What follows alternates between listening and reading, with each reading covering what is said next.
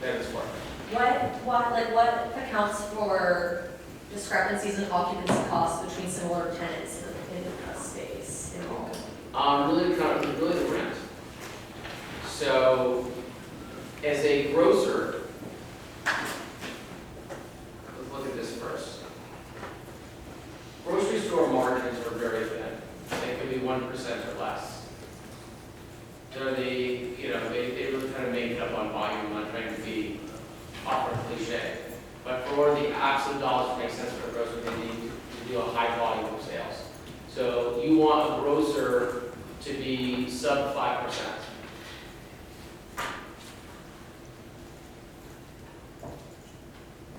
Major big box retailers, just like the Michaels, the Dick's Sporting Goods, they have higher margins. So they can afford to operate at higher occupancy costs. And the target range is 8 to 10%. These are the ranges for this class. Every lender is going to have their own ranges. They're similar. One caps it out at 4, one may say I'm fine going up to 12% for big box or 15. Okay. Inline tenants. These are the kind of like the tenants at the mall, or the pizza stores, the dry cleaners. Their margins are usually higher, which is why they can afford to pay even higher, having a higher occupancy cost. And department stores are like grocery stores. All the department stores are kind of, I'll say, dying. Some have died. But you want them to be 1 to 3%. The lower the occupancy cost, the stronger the credit. The stronger the credibility? The stronger the credit of the tenant. And you want to look at trends. So when you look at PY's prior year, so prior year 1, 2, 3. So in this case, let's say last year was 2018, right? We've got $12.5 million in Dick's Sporting Goods. 2 years ago, it was $10 million. 3 years ago, it was $7.5 million. It's a very positive trend. You really like to see that. So the occupancy cost has gone down from 10 to 6 in 3 years, which is a really good fact pattern, especially since they're your largest tenant. They have the longest lease term. This is a credit you can underwrite and would be very comfortable with. Borders is bumping. It went from 10 to 2, it's 8.2 to, and then it spiked up to 12. But we all know what happened to Borders. So when it's choppy, you start thinking, okay, am I going to underwrite all the income? Do I need a reserve? That's what the occupancy cost is going to be. If this was, 20, if this top one, went to 20, that might just be the red line that we're not counting. It's a good property, good location, bad tenant. So we're not going to count. The other thing that you could do is an earn-out. It's not on this class, I just want you to be aware of it. So it's a loan structure where you'll underwrite you'll count the income, and you'll figure out, I talked about this a little bit at the beginning, you'll underwrite the income associated with the board rent. So you'll take, I think it was $600,000 roughly, and you divide that by your debt yield, and you figure out what percentage of the proceeds that is, and then you hold that back. And then when the home property owner releases the space at the same rate of rent, you give that money back to them.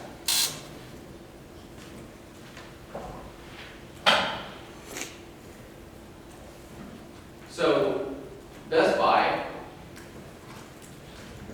what do you guys think? It goes from 10, I'm talking about occupancy costs. 10 to 9, back up to 10. Stable, don't like the last 10, prefer than 9 or 8, right? So you have at least a positive trend, but I'm looking at this and I don't think it's alarming. One of the other things then I will look back at the rent roll and go, how long have they been here? So the longer a tenant has been at the property, the more comfortable I feel because they've been able to be successful there. People in the neighborhood know the Best Buy is there.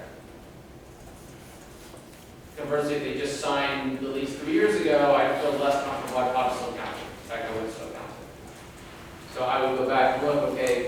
signed their lease in '07, so they've been there for 12 years, I would feel good about that.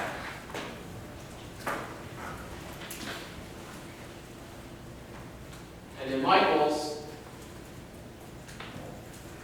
is also trending in the right direction. So you go from 11 to 97, they're crushing it. So your three biggest tenants, or the three tenants you're really relying on, the Dick's Sporting Goods, the Best Buy, the Michaels, all have market rents, all have leases that extend past the loan term. Some by a few years, some by a lot, particularly Dick's Sporting Goods. And they all have good occupancy costs. That's, in a perfect world, that's what you like to see. That's why I use this as an example. Conversely, when you have negative trends with your anchor tenants, causes you a lot of consternation. So that credit board is starting to really crack. Because the question then becomes, are they going to do better in the next few years and stay that way, or is the negative trend going to continue?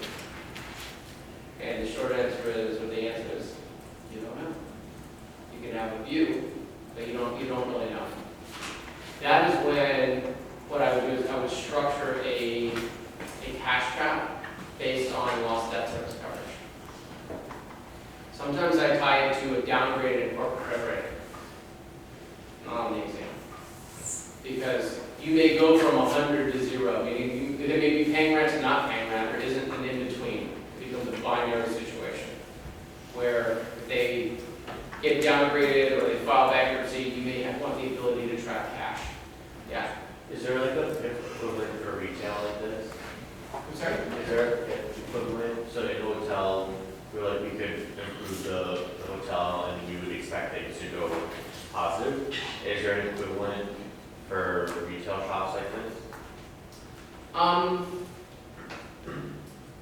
You would expect, if somebody's going to put in a large CapEx program, you know, they're going to do parking lots, upgrade the facade, put in a new roof on, do new lot, you know, make it more attractive.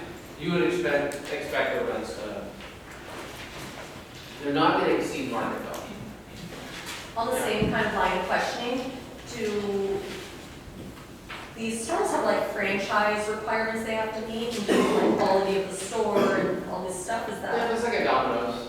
Yeah, so I would look at that, that would be part of the diligence. But again, if that Domino's is a 2,000 square foot and it gets caught up in vacancy, I don't care. It's much more important on the hotel side because you're really buying into the reservation system. Which puts the heads in the beds and creates the cash flow.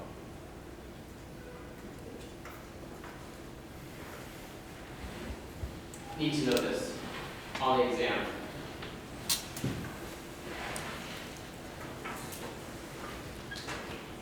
Rent plus recoveries divided by sales.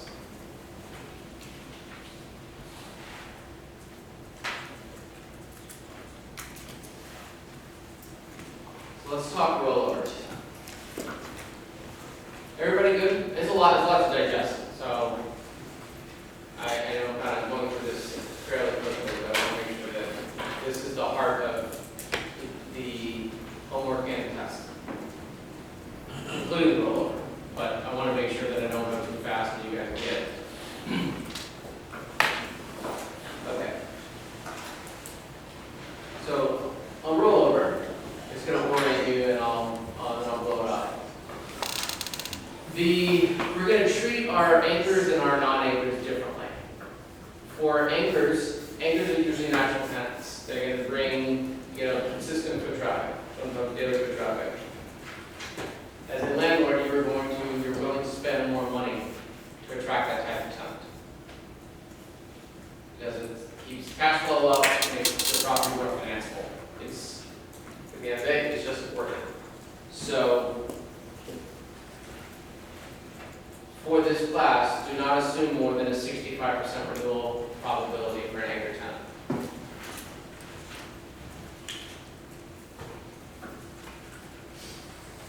I'm going to give you for the homework the TIs and the LCs. You're going to plug them in here. I'm going to give you this model.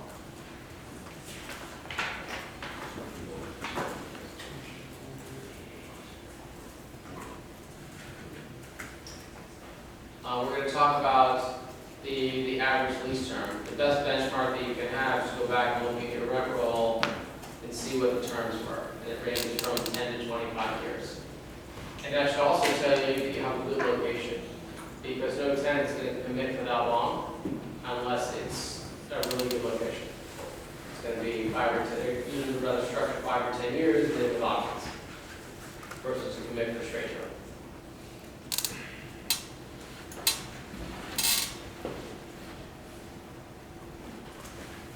So then when you get to the end here, this not overly complicated formula is a blend of, it's the blended TIs. If you take the renewals, the new and the renewals, and you blend it with the 65% renewal rate, you get to $20.25.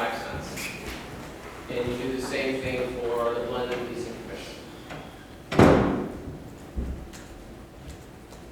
This average in-place rent ties to the rent roll. It ties to, I lost my place, hang on, page 16. Oh, it's here. It ties to here. Or sorry, to here. I don't mind. So that is the average in-place rent for your anchor tenants. So if you're going to sign up a new anchor tenant, assuming these are market rent, that's what you can expect a new tenant to pay. On the non-anchor, or the inline, we're going to assume 50% leave. Is that arbitrary? Yeah. You can look it up on some of the, you have these, CoStar, they can tell you, you'll end up usually asking the landlord what their renewal probability is, and then they'll use something that you feel is appropriate. I wouldn't go lower than 50. I typically don't use 65%.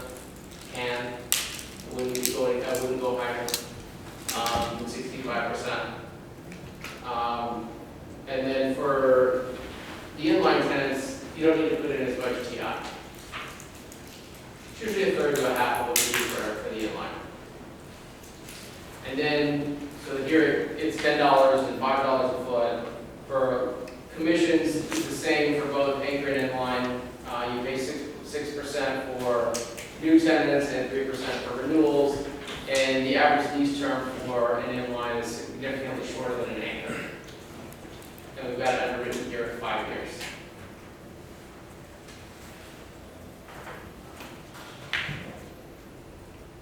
Everybody follow terminology, what I'm explaining makes perfect sense to me. Just want to make sure it makes perfect sense to you guys. Okay, so those are the assumptions that we're going to use to create our rollover schedule. So this is the one little bit of modeling I'm going to ask you guys to do. It's a little bit of cut and pasting. It's not nothing that's that hard. I just want to.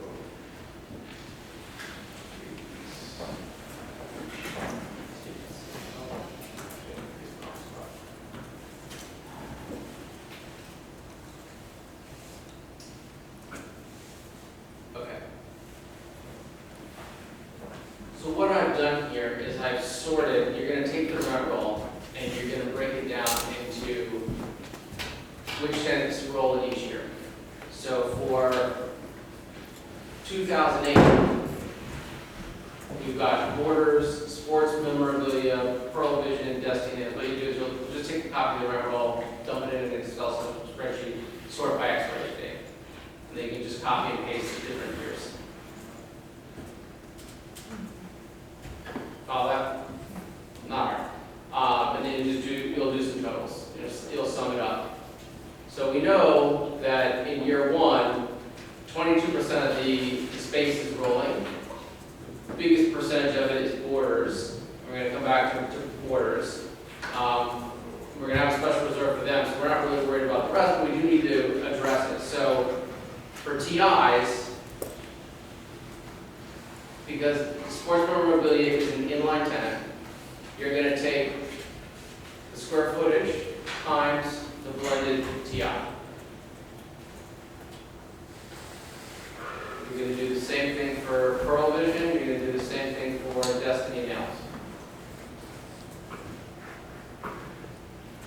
So let's talk about borders. You could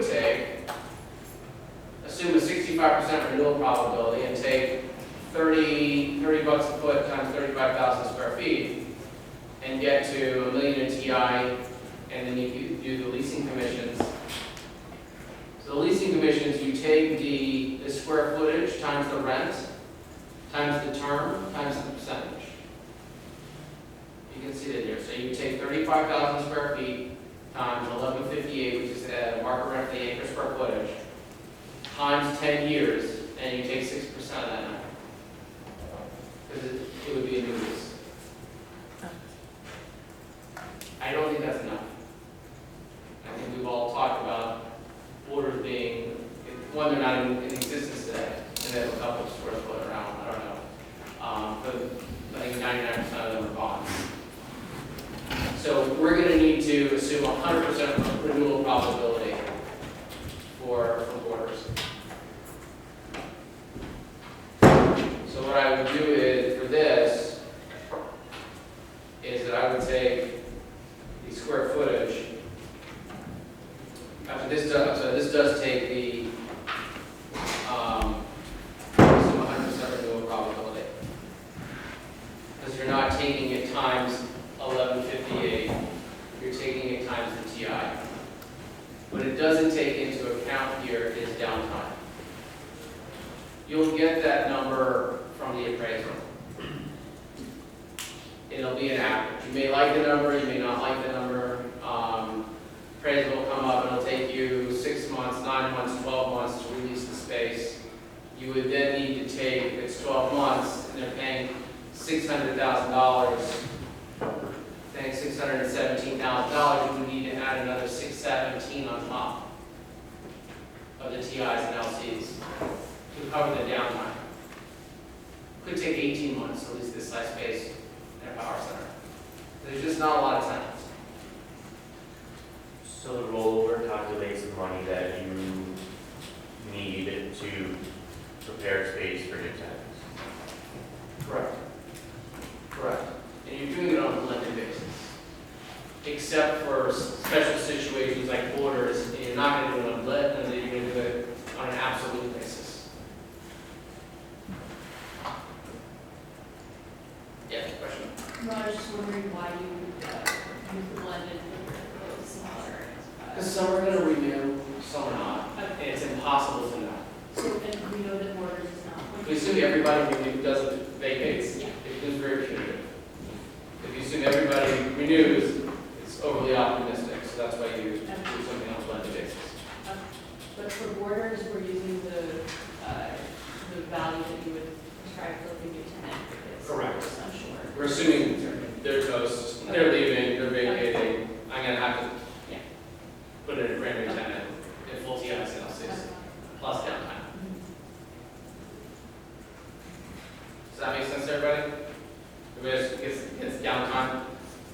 Most underwriters don't think about downtime. Not all, vast majority, they'll definitely come to TIs and LCs, but, you know, tenants just, as I mentioned the other day, don't magically show up, especially in retail. An office could be so much on the especially when WeWork fallout starts to happen. Yeah. What about the like mom and pop shops that you underwrote as not as vacant? Because they had like negative Their term. leases have expired. So do you use a blended rate for that or absolute? Because you know that you're gonna have to put in TI. I use the blended rate because it used to be not all expired. If they're expired, don't use the blended rate. If they're 6 months or less, don't use the blended rate. Good question. Everybody understand that? So for these tenants here, it's basically like Borders, where they're even though they're in place and paying rent, their leases have expired, so they can vacate anytime. So we're not gonna count them. So in terms of TIs and LCs, we're gonna assume not the blended number, but the absolute number. So in this case, it would be $10 for TIs and $5 for, so $10 for TIs and 6% for leasing commissions. Same goes for on the homework. Any tenant that has 6 months or less of term remaining on their lease. That will probably also be on the exam. Just saying.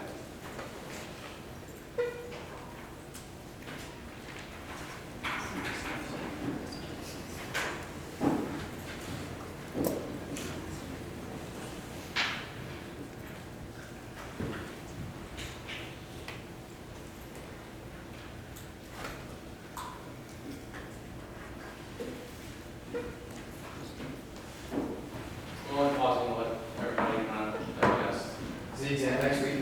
Yes, Is it the same format? exact same one. So you turn in the homework, the memo at the beginning of class, 1 hour open book exam, roughly 35 questions. I'm gonna flip through the exam, give you the topics to make sure I direct you in the right, we covered a lot of territory in a short period of time. Yeah? You were saying put the missing rent into 1 to 18